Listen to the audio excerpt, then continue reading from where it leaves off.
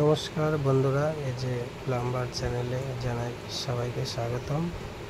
আজ আমি একটি নতুন ভিডিও নিয়ে এসেছি। আজ আমি ইন্ডিয়ান প্যান কিভাবে বসাতে হয় আমি সেটা দেখাবো। তো প্রথমে আমি সাইপ্যানটাকে বসানোর জন্য যে ছাদের অংশটা আমি কিছুটা কেটে ডিপ করে নিয়েছি, না হলে কি হয়, দোতলায় তো ছাদের উপরে যখনই সাইপ্যানটা দেওয়া হবে প্যানটা দিলে অনেকটা হাইট হয়ে যাবে, তাই আমি 2 ইঞ্চি মতন ছাদ কেটে ডিপ করে নিয়েছি। এখন আমি সুন্দর করে সাইপ্যানটা বসিয়ে নেব।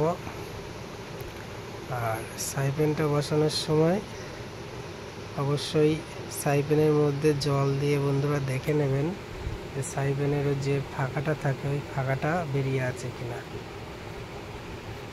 এইবার হচ্ছে আমি প্যানে সুন্দর করে আমি কাপড়টা জড়িয়ে নেব।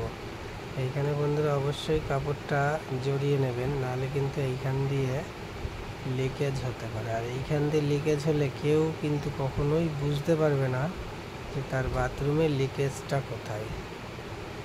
এখানে আমি সুন্দর সিমেন্ট দিচ্ছি, এখানে বালি মিক্স করিনি, শুধু সিমেন্টের পাকি করেই আমি এখানে দিয়ে দিচ্ছি মোটা করে।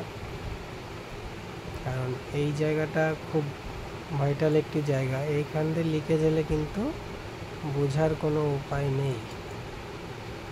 আর এবার আমি এখানে দুটো ইট দিয়ে নিয়েছি, আপনাদের সাইজ অনুযায়ী আপনারা ইট বসাবেন। এবার আমি এটা সিটি প্যান, তো এটা দোতলায় সিটি প্যানই অবশ্যই বসাবেন, ওটি প্যান বসালে অনেকটাই হাইট হয়ে যায়। তো আমি এখানে সিটি প্যান বসিয়েছি। এখানে খুব বেশি হলে আমার 8 ইঞ্চি বা 8.5 ইঞ্চি উঁচু হয়েছে বেদিটা। দেখুন সুন্দর করে মেজারমেন্ট করে প্যানটা বসাবেন।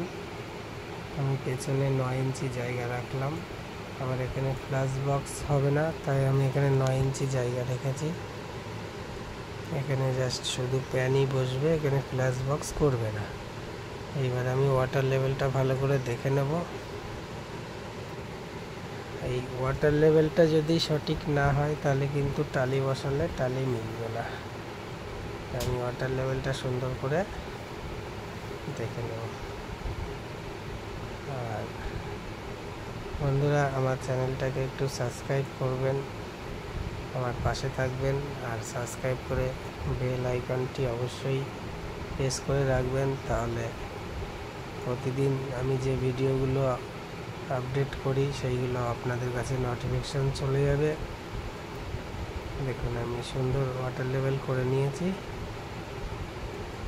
তো আপনাদের যদি কিছু জানার থাকে তো সেটা আমাকে কমেন্টের মাধ্যমে বলবেন। ধন্যবাদ, ভালো থাকবেন।